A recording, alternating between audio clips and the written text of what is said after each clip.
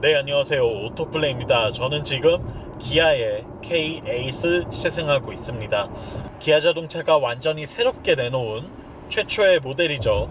K-에이스라는 이름을 달고 나온 이 차는 기아 안에서 준대형 세단의 위치를 차지하면서 K9과는 구동 방식의 차이점과 함께 플래그십 세단이라는 이미지를 비슷하게 가져가려고 하는 것 같아요. 기존의 K7을 K8로 대체하면서 차가 조금 더 커졌고 좀 더 세련되고 고급스럽게 바뀐 것도 특징이라고 할 수 있겠죠. 그럼 과연 지금부터 이 K8이 어떤 매력을 가지고 있고 또 어떤 매력을 보여주는지 지금부터 저와 함께 만나보시죠. 영상 보시기 전에 구독과 좋아요로 응원도 부탁드립니다. K8 일단 디자인을 먼저 살펴보고 있으면 사실 사진으로 봤을 때보다 이미지가 좀 다른 것 같아요. 제가 이 차가 최초 공개됐을 때 그리고 테스트카로 돌아다닐 때 몇 차례 본 적이 있었는데 그때 당시만 해도 저게 뭐지? 약간 머리를 극적이게 하는 그런 느낌이었어요.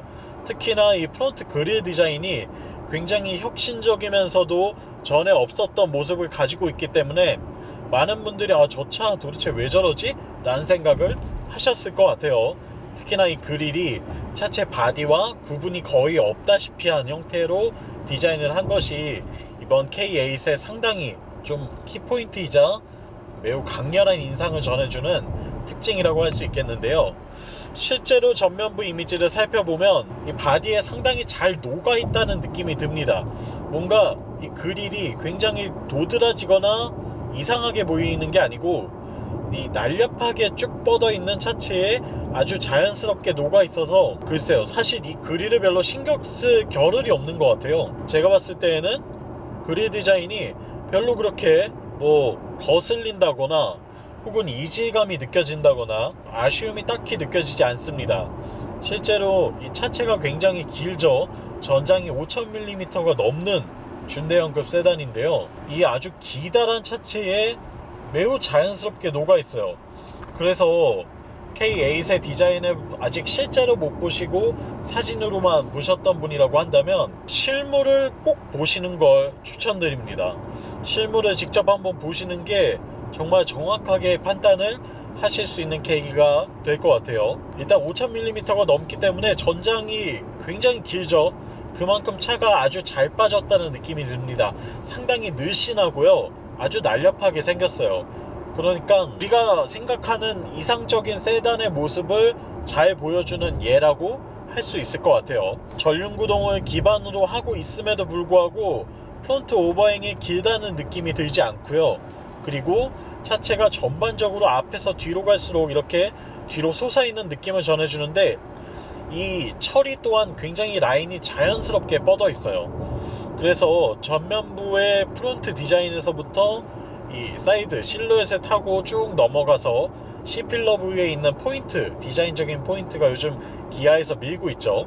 삼각형 형태로 이렇게 C필러에 장식을 넣고 있는데 그 포인트를 타고 리어 팬더들 지나서 테일램프로 이어지는 라인이 상당히 자연스럽고 익숙하게 느껴집니다. 그래서 이 차를 보고 있으면 진짜 멋있다, 멋지다, 예쁘게 생겼네 라는 생각을 하시게 될 거예요. 다시 앞모습으로 넘어와서 일단 프론트 디자인은 그렇고요. 그렇기 때문에 꼭 실물 보시는 걸 추천드리고, 데일라이트가 아래쪽으로 내려와 있죠. 범퍼에 녹아져 있는데 이 부분도 사실 굉장히 낯선 시도인데 실제로 보니까 그렇게 막 괴기스럽진 않습니다. 물론 굉장히 좀 돋보이고 낯설기는 해요. 하지만 아주 이상하진 않다는 거. 여기에 헤드램프가 데일라이트를 아래로 빼면서 굉장히 얇고 날렵하게 넣을 수 있게 되었죠. 풀 LED 헤드램프가 들어가 있는데요. 이 부분이 굉장히 저는 프론트 디자인에서 아주 칭찬해주고 싶은 포인트라고 생각합니다. 이 차의 전체적인 이미지를 헤드램프 디자인 하나에서 느낄 수 있어요. 얼마나 날렵하고 길게 잘 뽑아냈는지 헤드램프 디자인을 보면 알 수가 있죠. 측면부에서도 휠베이스도 상당히 긴 편이고 전장도 긴 편이기 때문에 차가 아주 날렵하게 잘 뻗어 있고 루프라인도 아주 유선형으로 잘 이어져 있다는 느낌이 전해지고요. 그리고 테일램프 부분, 뒷부분을 보시면 사진으로 봤을 때는 뒤가 굉장히 심플하고 심플하다 못해 심심하다고 느껴져요. 그래서 이게 너무 밋밋한 거 아니야? 라는 생각을 하시게 되는데, 실제로 보니까 그 밋밋함을 테일램프가 모두 다 채워주고 있습니다. 기아가 추구하고 있는 테일램프 디자인이 대체 무엇이었는지를 K8에 와서야 느낄 수 있는 것 같아요. 사실 뭐 K3, K5, 그리고 기존의 K7, 뭘 하려는 거지? 라는 생각을 하게 했는데, K8에 오니까 테일램프 디자인을 보면서 이런 걸 추구했던 거구나 라는 걸 비로소 좀 깨닫게 됩니다. 아주 길고 두툼하게 뻗어있는 테일램프 디자인이 차체를 넓어 보이게 하면서도 안정감 있게 느껴지게 하기도 하고요. 여러 가지로 디자인에서 이 이미지, 전해주는 이미지를 잘 표현을 했다는 생각을 들게 하고요. 그리고 K8이라는 레터링이 좌측 하단에 있는데, 이 또한 생소하기도 하고 좀 신선하게도 느껴져서 기존의 K7과는 분명히 좀 차별화된다는 느낌을 전해주는 것 같아요. 이런 부분들도 상당히 반길만한 요소라고 할 수 있겠죠. 다만 아쉬움이 있다면, 이 시승차는 지금 3.5리터 가솔린 모델인데요, 그리고 시그니처 등급의 풀옵션이거든요. 그러니까 차값이 거의 5천만원에 육박하는데, 뒷면에 붙은 레터링이 K8이라는 레터링 외에는 아무것도 없습니다. 뭐 배기량을 표현하는 3.5에 대한 것도 없고요, 등급에 대한 건 당연히 없고요. 너무 심플하게 가려고 한 거 아닌가 라는 생각이 좀 들어요. 그래서 이 차가 3500cc 모델이라는 걸 알 수 있는 방법이 그냥 운전자가 스스로 느끼는 자긍심밖에 없는 것 같아요.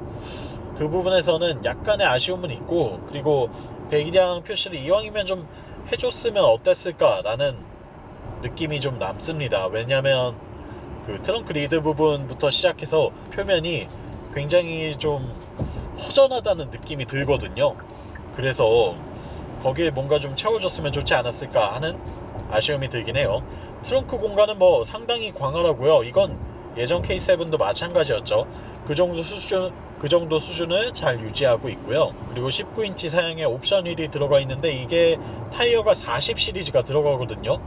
사실 편평비가 굉장히 낮기 때문에 지금 이 차는 전자제어 서스펜션 ECS가 들어가 있습니다. 그래서 승차감을 꽤 많이 커버해 주는 것 같은데, ECS가 만약에 빠져 있다고 한다면 40 시리즈 타이어 19인치 휠이 들어간 사양은 승차감에서 좀 아쉬움을 느끼실 것 같아요. 네, 그 부분은 약간 주의하셔야 될 것 같고, 실내로 들어오면 인테리어도 굉장히 많은 변화가 생겼죠. 일단 커브드 디스플레이가 생겼습니다. 인포테인먼트와 계기판이 커브드로 들어가 있어요. 약간 이렇게 굴곡진 형태로 디스플레이를 넣었는데, 일단은 운전자를 감싸준다는 느낌에서는 상당히 좋아요. 이전에 평면 디스플레이들이 아쉬움이 뭐였냐면, 이게 따로 노는 느낌이었거든요. 인테리어는 랩 어라운드 형태로 운전자를 감싸주고 있는데, 디스플레이만 떡하니 너무 플랫하게 있으니까 굉장히 이질감이 많이 느껴졌어요. 특히나 이건 비단 기아의 문제뿐만이 아니고 모든 수입차에서 다 느꼈던 공통적인 아쉬움이기도 한데, 이 디스플레이 부분도 라운딩 처리를 할 수 있게 되면서 운전자를 좀 더 감싸준다는 인테리어의 그 통일감이 느껴지고 있고요. 그런 부분에서 상당히 만족스럽다고 할 수 있겠습니다. 대화면 디스플레이가 2개나 들어가 있고, 그리고 보이실지 모르겠지만 헤드업 디스플레이를 통해서 다양한 정보들을 좀 더 쉽게 확인할 수 있도록 노출시켜주고 있죠. 그리고 스티어링 휠에도 기아 로고가 들어갔습니다. 이번 K8의 가장 주목할 만한 포인트 중에 하나가 아닐까 싶은데요. 새로워진 기아 로고가 들어가 있기 때문에 이 부분도 뭔가 신차라는 느낌을 정말 잘 살려주고 있네요. 그리고 투톤으로 이루어진 가죽 스티어링 휠도 그립감도 좋고 보기에도 예쁘고요. 네, 토피 브라운 컬러를 쓴 인테리어 시트 또한 굉장히 안정감 있는 모습을 연출해주고 있기 때문에 이 부분도 장점이 되는 것 같습니다. 그리고 인테리어도 지금 야간에 보시니까 이 앰비언트 라이트들이 좀 보이실 텐데, 제가 잠깐 조명을 꺼 볼게요. 네, 이 앰비언트 라이트들이 사이드 쪽에 많이 들어와요. 도어 쪽에 들어오게 되어 있고, 대시보드 쪽에는 좀 의도적으로 광량을 좀 낮추고 뺀 것 같아요. 지금 조수석 쪽에 있는 대시보드 부분에만 이렇게 점 형태로 조명들이 들어오고 있고, 나머지는 도어 쪽에 앰비언트 라이트를 넣어서 운전을 하는데 방해가 되지는 않도록 그렇게 꾸며놓은 모습을 보실 수가 있습니다. 또한 비상등 위치도 굉장히 큼지막하고 눈에 잘 들어오는 곳에 아주 배치를 잘했어요. 저는 사실 이 비상등을 굉장히 중시하는 사람인데 위치가 아주 적절한데 잘 들어갔다는 생각이 듭니다. 또한 시프트 바이 와이어를 사용한 변속 다이얼이 위치하고 있고, 그리고 드라이브 모드나 주차 센서 관련된 부분, 또 오토홀드 버튼들이 변속 랩 다이얼 앞쪽에 위치하고 있어요. 이 부분을 블랙 하이그로시로 처리를 했는데 사실 뭐 그렇게 달가운 요소는 아니죠. 지문이 많이 묻고 또 흠집의 요소도 많기 때문에 그런 부분에서는 좀 아쉬움이 느껴지긴 하는데요. 디자인적으로는 뭔가 그래도 많이 시도를 하려고 했다는 걸 또 느낄 수가 있습니다. 그리고 뭐 통풍 시트 버튼들도 이쪽에 위치하고 있고, 주차 브레이크도 변속 다이얼 아래쪽으로 위치를 하고 있는 모습을 보실 수가 있어요. 그리고 이번 K8의 인테리어 중에 가장 특별한 점, 공조장치와 오디오 컨트롤 패널을 한 곳으로 통합시켰습니다. 터치 패널을 통해서 디스플레이를 넣었는데 이렇게 전환을 시킬 수가 있어요. 지금은 오디오 관련된 버튼들을 조작할 수 있는 패널이 되었고요. 그리고 이 전환 버튼을 누르면 공조 관련 장치들을 컨트롤할 수 있는 패널로 바뀝니다. 일단 장점을 꼽으라고 한다면 버튼을 줄였고 패널도 굉장히 심플하게 만들었기 때문에 디자인적으로 볼 때 미적 요소, 심미적인 부분에서 장점이 아주 많아요. 그리고 단점을 꼽는다고 한다면 이걸 뭔가 직관적으로 할 수 없다는 거죠. 내가 운전 중에 오디오를 듣고 있다가 히터 좀 켜야겠다 했는데 어떻게 해야 되지? 어디지? 이렇게 할 수 있다는 겁니다. 이게 물론 적응이 되면 괜찮겠지만 지금 이 전환 버튼을 누르고 나서 컨트롤을 해줘야 한다는 게 그게 조금 아쉬움으로 다가오는 포인트라고 할 수 있겠죠. 이 부분은 개인적으로는 아직까지는 좀 낯설게 느껴져요. 이게 기아의 앞으로 모든 차들에 적용이 될 걸로 보이는데 아무래도 운전자 입장에선 좀 적응하는 기간은 필요할 것 같습니다. 저는 개인적으로 그랬어요. 이게 요 전환 버튼에 따라서 이 다이얼도, 물리 다이얼도 오디오 버튼이 됐다가 공조장치 버튼이 되거든요. 이게 굉장히 좀 신기하고 신선하긴 하지만 조작성이 그렇게 직관적인 것 같진 않습니다. 이 부분은 기아에서도 좀 고려를 해주셨으면 좋겠어요. 디자인도 물론 좋지만, 그리고 또 음성으로 컨트롤을 할 수도 있죠. 기아차는 음성으로 뭐 히터 켜줘, 열선 시트 켜줘, 오디오 어디 틀어줘, 이런 거 다 컨트롤할 수 있기 때문에 상대적으로 좀 버튼의 사용량이 줄어든다고 판단을 해서 이렇게 넣었을지 모르겠지만, 그래도 아직까지는 좀 아날로그적인 감성이나 그런 조작 편의성을 선호하는 운전자들이 꽤 많이 있기 때문에 그 부분도 고려를 해서 좀 뭔가 개선점을 찾아주면 좋겠다는 생각이 드네요. 그 이외에도 USB 단자도 있고 무선 충전 포트도 있고요. 수납 공간도 꽤 잘 만들어져 있습니다. 수납 공간도 상당히 충분하게 잘 되어 있고, 또 메리디안 오디오가 들어가 있어요. 기아에서 최초로 적용을 했죠.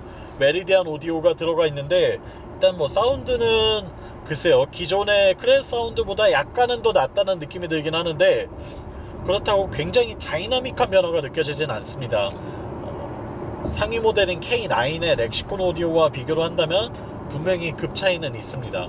그 부분은 고려를 하고 계셔야 된다는 점 말씀드리고 싶고, 그리고 뒷좌석이 뭐 너무 넓죠. 이건 K7 때부터 이미 너무 넓었기 때문에 그 부분도 뭐 너무 당연할 것 같고요. 다만 한 가지 좀 차이점이 생겼다고 한다면 뒷좌석에 통풍 시트를 넣을 수 있게 되었습니다. 이제 플래그십 세단이 아니더라도 통풍 시트가 들어있는 차를 탈 수 있게 된 거죠. 뒷좌석에 말이죠. 이게 굉장히 반가운 요소고, 사실 한국 소비자들이 그 옵션을 정말 좋아하기 때문에 이 옵션이 들어갔다는 게 매우 좀 칭찬해주고 싶은 부분이고 반가운 부분이라고 말씀드릴 수 있을 것 같아요. 그리고 또 옵션으로 누구나 넣을 수 있기 때문에 또 필요 없다면 선택하지 않으면 되니까 그 부분도 아주 합리적으로 구성을 했다는 생각이 들고요. 그리고 또 한 가지 좀 장점이라고 한다면 이게 시트가 조수석 시트가 무중력 모드가 되더라고요. 에르고모션 시트가 들어가 있는 사양인데 버튼 하나를 눌러주면 등받이는 눕혀지고 그리고 엉덩이 받침대 부분은 이렇게 붕 뜨면서 우리 몸이 마치 무중력 상태에 있는 것처럼 리클라이닝 의자에 앉아 있는 것 같은 그런 느낌을 전해주는데 이게 상당히 또 편합니다. 조수석에 타 있는 동승자가 매우 편안하게 쉴 수 있다는 점에서 이 기능도 칭찬해주고 싶은 부분이라고 할 수 있겠네요. 인테리어에 대한 부분들은 여기까지 말씀을 드린 것 같아요. 그리고 제가 지금 고속도로 주행보조 HDA 기능을 켜고 주행을 하고 있죠. 지금 고속화 도로를 달리고 있는데요. 반자율주행 기능도 상당히 똑똑하게 작용을 합니다. 이 부분도 뭐 칭찬이 아깝지 않을 것 같아요. 차선을 굉장히 잘 물고 달리고 있고 운전자가 전방 주시를 해주고 스티어링 휠만 잘 잡고 있는다고 한다면 차선을 따라서 가는 건 뭐 거의 차가 알아서 하는 것 같아요. 앞차와의 거리 유지 또한 전혀 부담 없이 아주 안정적으로 매끄럽게 잘해주는 모습을 볼 수 있고요. 다만 이런 곡선이 심한 코너 구간에서는 운전자가 직접 운전을 해주는 게 좋습니다. 이건 뭐 어떤 차든 마찬가지예요. 주행 보조 기능이 켜져 있다고 하더라도 운전자가 직접 뭔가를 해주는 게 기본이고요. 너무 당연한 거고 그렇게 하시는 게 맞습니다. 뭐 반자율주행 기능 켜놨다고 해서 이걸 손을 떼고 있는다 이런 건 사실 옳지 않아요. 그리고 만약에 사고가 났을 때 누구도 책임져 주지 않습니다. 그렇기 때문에 이 기능을 넣고 쓰신다고 하더라도 전방 주시는 항상 필수고 스티어링에도 꼭 잡으셔야 된다고 말씀드리고 싶네요. 이제 성능에 대한 이야기도 좀 해드릴게요. 이 차는 3.5리터 가솔린 자연흡기 엔진을 가지고 있고요. 3500cc 엔진은 사실 어떤 차에서도 굉장히 큰 배기량에 속해요. 그리고 최고 출력이 300마력이고 최대 토크가 36.6kgm에 달합니다. 사실 전륜구동 기반의 세단치고 낼 수 있는 출력의 한계를 모두 다 냈다고 봐도 될 것 같아요. 사실상 그렇죠. 300마력 이상은 전륜구동으로는 감당하기 힘든 수준이기 때문에 이 정도가 딱 한계라고 할 수 있겠는데요. 실제로 주행을 해보면 일단 뭐 힘은 정말 넘칩니다. 너무나 훌륭한 출력을 가지고 있고 또 6기통 자연흡기 엔진의 매력 정숙함이죠. 매끄러운 회전질감과 정숙함을 느낄 수 있는데 이 부분도 정말 칭찬해주고 싶은 것 같아요. 일단은 배기량이 크기 때문에 얻을 수 있는 이점을 모두 다 고스란히 품고 있습니다. 고출력, 여유로운 출력으로 부드러운 정숙성과 함께 넉넉한 가속력을 뽐낼 수 있다는 게 장점이 되는 것 같고요. 그리고 생각보다 연비가 상당히 좋아요. 저는 3.5리터 가솔린이면 연비가 정말 나쁠 줄 알았거든요. 근데 실제로 타보니까 제가 이 차를 지금 거의 600km 주행을 했는데 평균 연비가 13km가 나오고 있고요. 그리고 이 시승 영상을 찍는 동안 고속화 도로에서 정속 주행을 했거든요. 정속 주행을 하니까 100km를 달렸는데 연비가 평균 15.5km가 나오고 있어요. 리터당 15.5의 연비를 기록하는 V6 3.5리터 대형 세단이라 이게 정말 좀 낯선 일이죠. 그만큼 엔진의 효율을 잘 뽑아내고 있고 변속기를 통해서 바퀴로 효율 넘치게 잘 전달하고 있다는 느낌이 들고요. 부드럽게 타고 다닌다면 사실상 연비에 대한 걱정은 전혀 할 필요가 없을 것 같습니다. 만약에 연비가 걱정돼서 2.5로 사신다? 그건 아닌 것 같아요. 뭐 세금이 부담돼서 이거는 충분히 수긍이 됩니다. 근데 연비 관련해서는 저는 글쎄요 2.5랑 3.5가 연비 차이가 크게 있을까 싶을 정도로 만족스러운 연비를 실제로 좀 경험을 하고 있습니다. 그렇기 때문에 여러분들께서도 어떤 엔진 달린 걸 사지? 라고 생각하실 때 세금 문제만 좀 해결된다고 하신다면 저는 차라리 이 3.5 모델을 사시라고 추천드리고 싶네요. 제가 지금 타고 있는 차의 구동 방식은 2륜 구동입니다. 전륜 구동이에요. 물론 옵션으로 4륜 구동 AWD를 선택할 수는 있지만 저는 그다지 추천드리고 싶진 않아요. 왜냐하면 이 차는 기본 베이스가 전륜 구동 기반이고, 전륜 구동 기반의 4륜 구동을 해봤자 사실상 운전자가 크게 느낄 수 있는 장점은 거의 없어요. 정말 희박하거든요. 뭐 이게 만약에 후륜 구동 베이스라고 한다면 4륜과 후륜일 때 차이가 좀 그래도 어느 정도 극명하게 느낄 수 있는 경우들이 생기는데, 전륜 구동 기반인 차에서 4륜을 선택하는 건 그다지 뭐 꼭 추천드리고 싶진 않습니다. 나는 정말로 험난한 곳에서 거주하고 있어서 눈길 주행도 많이 해야 되고 비포장로도 많이 달려야 한다. 그렇다고 한다면 AWD를 넣으시는 게 맞지만, 근데 그런 경우라면 사실 차 선택부터가 잘못됐죠. 뭐 하다못해 소렌토 뭐 아니면 모하비 이런 걸 택하시는 게 맞거든요. 그래서 글쎄요, 개인적으로는 K8의 AWD 옵션은 별로 추천드리고 싶지 않습니다. 연비도 생각해야 되고 차값도 많이 올라가기 때문에 저는 개인적으로 비추드리고요. 지금 타보니까 전륜 구동만으로 정말 충분해요. 충분히 만족스럽고 차고 넘치기 때문에 그 부분도 뭐 글쎄요, 딱히 아쉬움이 없습니다. 일단 엔진에 대해서는 정말 많이 칭찬을 했죠. 그리고 좀 밟아봐도 RPM을 뭐 거의 6000 넘기면서 레드존을 치면서 달려봐도 정말 여유롭게 출력을 쭉쭉 뽑아내는데 진짜 잘 나갑니다. 특히나 이게 터보 엔진이 아니고 자연흡기 엔진이다 보니까 그 자연흡기 엔진에서만 느낄 수 있는 부드럽게 쥐어짜내는 매력이 있어요. 이건 터보 엔진에선 절대 느낄 수 없죠. 그러한 매력이 있기 때문에 진짜 엔진은 사실 뭐 흠잡을 데가 없고, 변속기도 8단 자동 변속기 쓰고 있고 전륜 구동형 8단 자동 변속기를 쓰는데 이미 뭐 충분히 검증이 됐고 무르익을 만큼 무르익은 것 같아요. 그래서 이쪽에 대해서도 뭐 아쉬움이 딱히 없습니다. 동력 효율도 정말 좋은 것 같고요. 그리고 이 차를 타고 아주 스포티하게 달릴 게 아니기 때문에 변속 로직이나 어떤 변속의 반응 같은 것들도 이 정도면 상당히 만족스럽다 라고 표현을 해주고 싶네요. 네, 그리고 이제 이야기해야 될 부분이 서스펜션이겠죠. 서스펜션이 일단은 이 차는 ECS가 들어가 있어요. 전자제어 서스펜션이 들어가 있어서 주행 모드에 따라서 감쇄력 조절이 돼서 차체가 서스펜션이 좀 더 딱딱해지거나 좀 더 부드러워지거나 이런 선택이 가능하거든요. 그렇기 때문에 이 19인치 휠이 들어가 있음에도 불구하고 꽤나 부드러운 승차감을 전해줍니다. 컴포트 모드에서 말이죠. 노멀 모드에서는 상당히 부드러운 승차감을 잘 전해주고 있고, 또 스포츠 모드로 바꾸니까 확실히 좀 서스펜션 세팅이 달라지더라고요. 댐핑이 좀 더 딱딱해지면서 노면을 퉁퉁 튀겨내는 듯한 느낌이 들어요. 이게 분명히 좀 단단해진다는 느낌이 들긴 하는데 그게 뭐 승차감 부분에서는 사실 그렇게 좋은 게 아니기 때문에 저는 이 차를 타는 내내 거의 90% 정도는 노멀 모드로 다닌 것 같아요. 그리고 정말 테스트를 하면서 좀 밟아볼 때만 스포츠 모드를 써봤는데 확실히 차체가 좀 단단해지긴 합니다. 그렇기 때문에 이왕이면 여유가 되신다면 저는 ECS 달린 걸 구매하시라고 추천드리고 싶어요.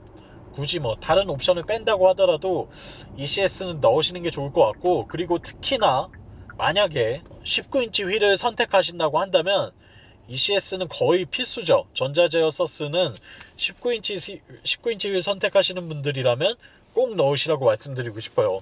그렇지 않으면 진짜 후회하시는 일이 생길 수도 있거든요. 휠이 18인치만 되더라도 굳이 뭐 ECS 안 넣고도 어느 정도 커버가 될 텐데, 그게 아니라고 하신다면 네, 전자제어 서스펜션 넣으셔서 승차감에서도 좀 확실히 이점을 얻으시기를 추천해 드리고, 고속주행 시에는 상당히 안정적이에요. 이 직진성은 굉장히 좋습니다. 다만 뭔가 코너를 돌 때 잡아 돌리고 하기에는 이 차가 너무 크죠.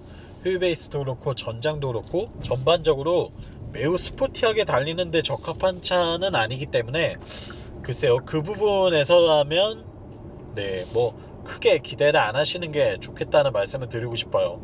그리고 브레이크 성능은 굉장히 무난한 정도입니다. 딱히 모나지 않았고 아주 강력하다고도 말씀드릴 수 없지만 그렇다고 또 부족하다고 할 수도 없어요. 딱 적당한 수준의 성능을 가지고 있는 것 같아요. 이걸 뭐 좀 더 스포티하게 타시려고 한다면 분명히 강화를 하셔야겠지만, 글쎄요, K8을 그렇게 타시는 분들이라면 스팅어를 사시는 게 맞겠죠. 네, 비슷한 가격대에 훨씬 더 재밌게 탈 수 있는 차가 있으니까요. 그런 것 같습니다. 지금까지 기아 K8을 만나보고 느낀 점들을 여러분께 가감없이 전해드렸는데요.